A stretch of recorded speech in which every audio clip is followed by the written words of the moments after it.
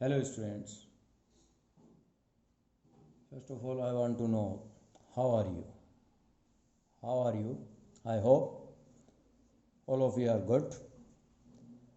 और सभी अपने घर पर खूब अच्छे से मेहनत कर रहे होंगे. In 9th class, our new chapter is coordinate geometry.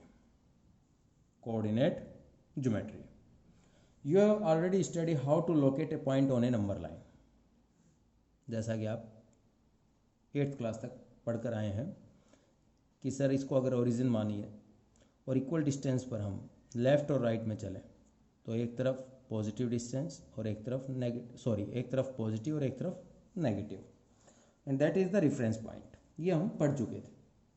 You also know how to describe the position of a point on a line.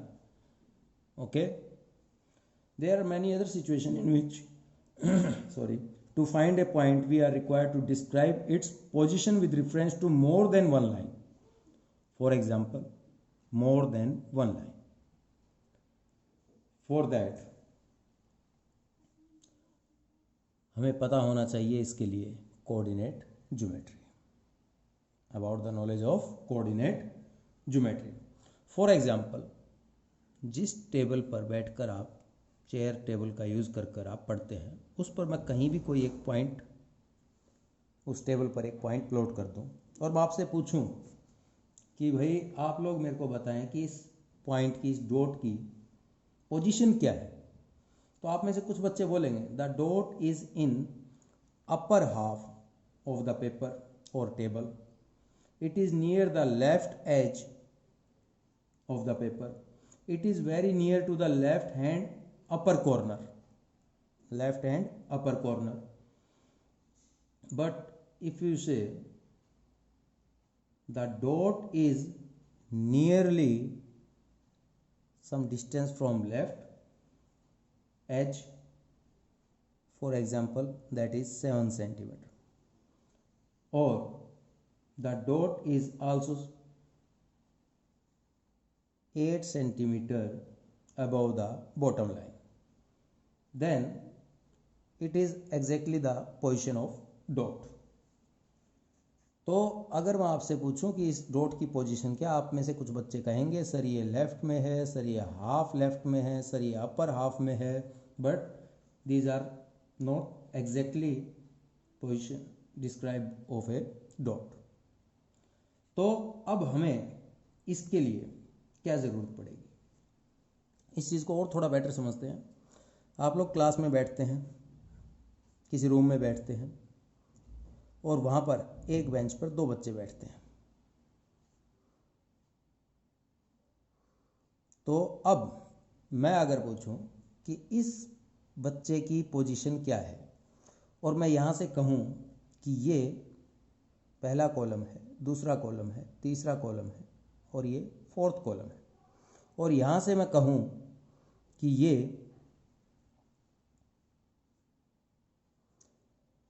पहली रो है, ये दूसरी रो है, ये तीसरी रो है, ये चौथी रो है, 4th रो है, then position of this student is in 4th column 3rd row, 4th column and 3rd row, 4th column 3rd रो.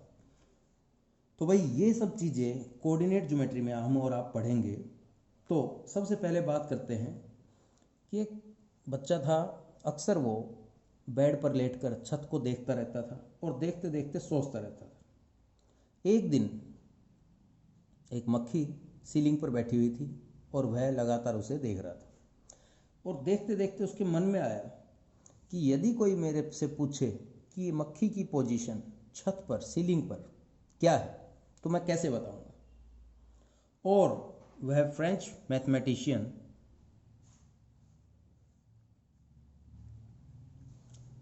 जिसका नाम था रैन डेस्कार्टे, जिसने कोऑर्डिनेट ज्योमेट्री या इससे रिगार्डिंग बहुत सारी नॉलेज पूरे विश्व को दी. तो इन्हीं के द्वारा कोऑर्डिनेट ज्योमेट्री का विकास हुआ. वो बच्चा जो अक्सर बेड पर लेटकर छत को देखता रहता था और एक फ्लाई ने उसको मजबूर कर दिया सोचने पर कि किस तरह से किसी पॉइंट को हम डिस्क्राइब करें। और उस बच्चे का ही नाम, मैथमेटिशियन का नाम क्या था? रेन डेस्कार्टे। और इसीलिए हम प्लेन ऑफ पेपर या किसी भी पॉइंट पोजीशन दिखाने के लिए, किसी भी पॉइंट की पोजीशन दिखाने के लिए हम उनके ओनर में, उन्हीं के ओनर में, इन ऑनर ऑफ डेस्कार्टे, उस सिस्टम को ही हमने कार्टे सिस्टम को ही हमने क्या नाम दे दिया? Cartesian system. ओके, तो Cartesian system, plane,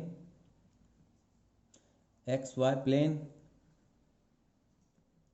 in two variable, इन सभी का एक ही अर्थ है कि किसी भी प्लेन को अगर हम टू पार्ट में डिवाइड कर दें, टू लाइन से, परपेंडिकुलरली टू लाइन से डिवाइड कर दें, तो वह प्लेन, वह दो लाइनें उस प्लेन के चार हिस्से कर देंगी और उन चार हिस्सों से, उन पार्ट से हम बता पाएंगे उस पॉइंट या कोई भी ऐसा ऑब्जेक्ट या कहीं भी प्लेन में किसी ऑब्जेक्ट के बारे में कि उसकी पोजीशन क्या है।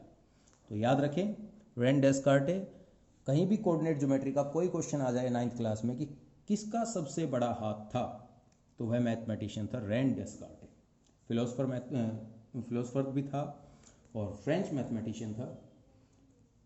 उसके बाद हम धीरे धीरे इस चैप्टर को समझेंगे, कहीं ना कहीं आपका ये चैप्टर किया हुआ। तो उस पोजीशन को समझाने के लिए फ़िलहाल तो हमने ये एग्जाम्पल लिया, बट रेन डेस्कार्टे ने क्या किया? एक लाइन ली एक्स एक्स डैश और एक परपेंडिकुलर लाइन ली वाई और वाई डैश। जहाँ पर ये दोनों मीट करती थी उसका नाम दिया ओरिजिन। क्या नाम दिया? ओरिजिन। और ये वाला हिस्सा पॉजिटिव माना गया, पॉजिटिव एक्स एक्सिस, और ये वाला हिस्सा नेगेटिव, यानी ओरिजिन से हम राइट की तरफ चलें तो पॉजिटिव, लेफ्ट की तरफ चलें तो नेगेटिव। इसी तरह से अबव एक्स एक्सिस चलें तो पॉजिटिव और बिलो एक्स एक्सिस चलें तो negative. Okay, is that clear? तो यहाँ से इन दो लाइन ने प्लेन को, that is the plane, 4 part में डिवाइड कर दिया और इन 4 पार्ट का नाम क्या रहा? 4 पार्ट क्वाड्रेंट। देखिए, एक एक चीज़ आराम से समझते चलें, बड़ा इजी सा चैप्टर है। फिलहाल सीनियर क्लास में जाएंगे और डीप में पढ़ेंगे इसको। और 4 में सबसे पहले इसका, जहाँ पर x और y दोनों ही पॉजिटिव होते हैं, यहाँ पर x एक्सिस नेगेटिव होती है और y एक्सिस पॉजिटिव होती है सेकेंड क्वाड्रेंट में। In third quadrant both are negative, and in fourth quadrant x axis is positive and y axis is negative। यहीं पर बड़ी इंपॉर्टेंट बात आती है कि सर जो भी कोऑर्डिनेट हम लिखते हैं इस तरह से 4 3, उसमें हमेशा पहली पोजीशन x कोऑर्डिनेट और दूसरी पोजीशन y कोऑर्डिनेट की होनी चाहिए। Is that clear? और x कोऑर्डिनेट को ही हम लोग एब्सिसा भी बोलते हैं, वाइल y कोऑर्डिनेट को हम लोग ऑर्डिनेट बोलते हैं।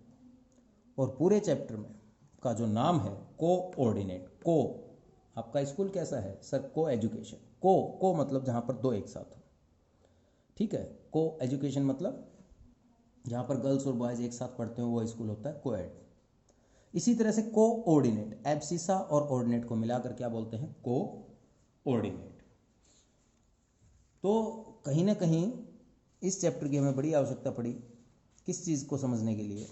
बहुत सारे एग्जाम्पल हैं आपके आसपास ही। फॉर एग्जाम्पल, आप कहीं भी किसी भी मोहल्ले में रहते हैं और वहाँ पर बड़े तरीके से आप लोगों के घर बने हुए हैं कि सर ये एक रोड गया, यहाँ से एक, यहाँ से दूसरी स्ट्रीट, ये तीसरी स्ट्रीट, और ये मेन रोड है, ये स्ट्रीट्स हैं और इन्हीं स्ट्रीट्स के आसपास आपके घर हैं, इस तरह से लोकेट है।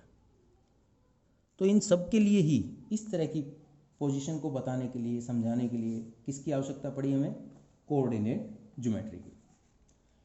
चैप्टर में फ़िलहाल तो सिर्फ एक इंट्रोडक्शन सा है कोऑर्डिनेट ज्योमेट्री का, मगर उसी इंट्रोडक्शन में छोटी छोटी चीज़ें समझिए जो आपने एक्स एक्सिस कहीं,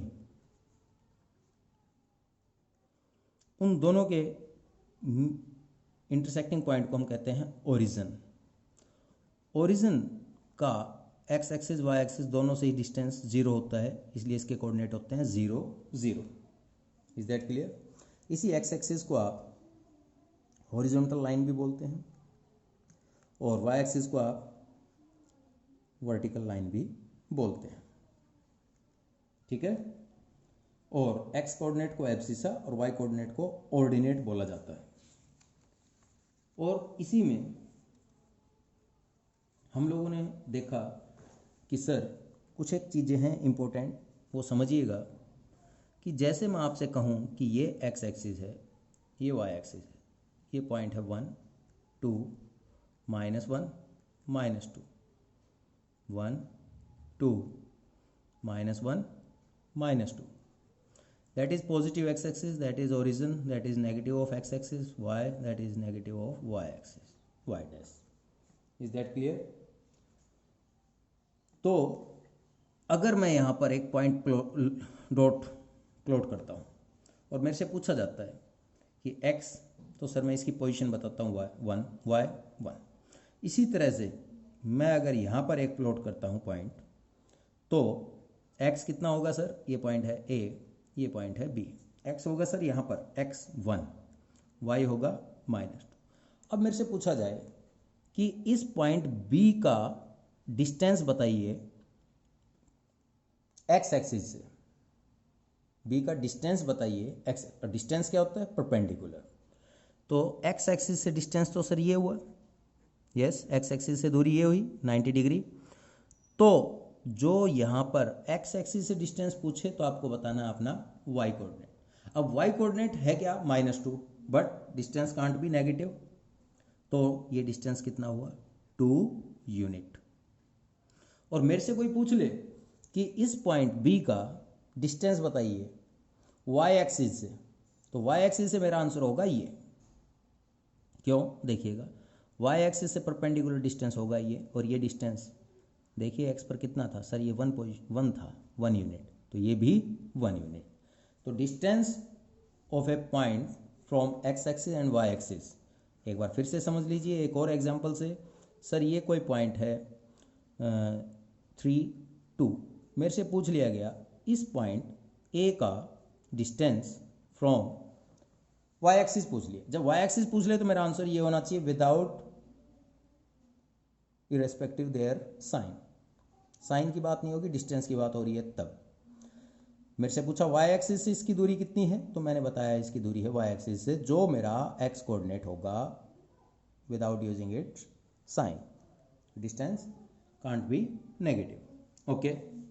और मेरे से पूछ लिया जाए x एक्सिस से इसकी दूरी कितनी है, तो जो मेरा आंसर होगा वो क्या होगा? y coordinate. For example x axis से इस पॉइंट की दूरी कितनी है सर? x एक्सिस से ये दूरी है और ये दूरी y के अकॉर्डिंग चलें तो कितनी है सर? 2 यूनिट।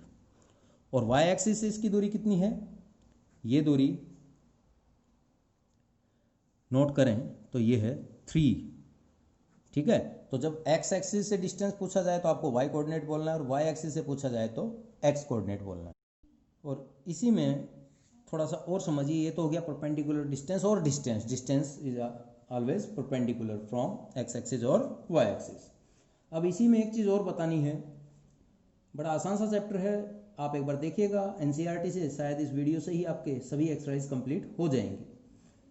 तो अगर आपसे x एक्सिस पर कोई भी पॉइंट आपको प्लॉट करना पड़ गया, x एक्सिस पर कोई भी पॉइंट लगा, तो वहाँ पर y कोऑर्डिनेट ऑलवेज 0 होगा।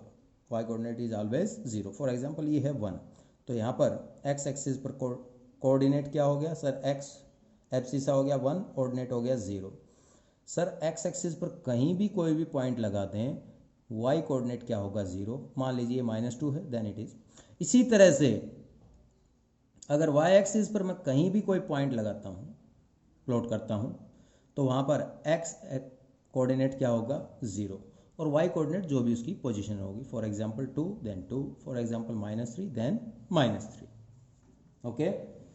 तो इन सब को आप लोग पढ़िएगा, समझिएगा, तो चैप्टर आपका एनसीईआरटी से हो चुका, बट इन नेक्स्ट वीडियो हम ज़रूर कोशिश करेंगे इसी चैप्टर में से कुछ मोस्ट इम्पोर्टेंट क्वेश्चंस एग्जांपल्स करने की और कॉन्सेप्ट को और आगे ले चलेंगे। तो यहाँ तक आप समझ गए हैं, तो छोटी छोटी चीज़ें हैं, आप लोग ध्यान रखिएगा और एक एक वीडियो की एक एक लाइन को समझिएगा। फिर उसके बाद आप क्वेश्चन देखेंगे, अरे हाँ ये बात तो उस टाइम बताई गई है, तो छोटी छोटी चीज़ें भी आपको समझ में आएंगी। तो ठीक है, आप लोग अपना ध्यान रखिए, स्वस्थ रहिए। Thank you.